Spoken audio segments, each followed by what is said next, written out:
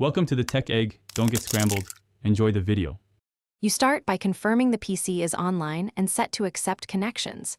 This saves time. Next, enable the remote access method on your PC, remote desktop for Windows or VNC or a third-party tool, so the phone can find it.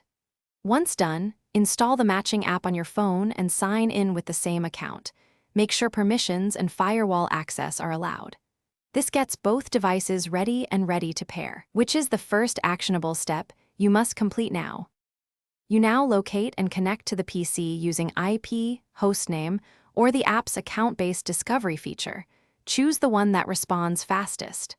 After connecting, adjust display scaling, input mode, and bandwidth limits so the session feels responsive and readable on your phone. Make sure the keyboard and touch controls map correctly and save those settings as a profile.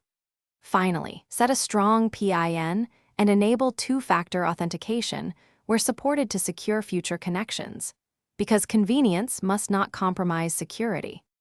You finish by testing file transfer, audio, and printing features so critical tasks work smoothly.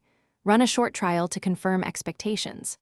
Once satisfied, close heavy apps on the PC to free CPU and memory and reduce lag during sessions. If the connection fails, first verify the PC's IP or hostname, check firewall and router port or account settings, confirm correct credentials, and update both apps. If still stuck, restart the PC and phone and try again, which often resolves lingering issues. Thanks for watching. Consider subscribing if I helped unscramble your problems.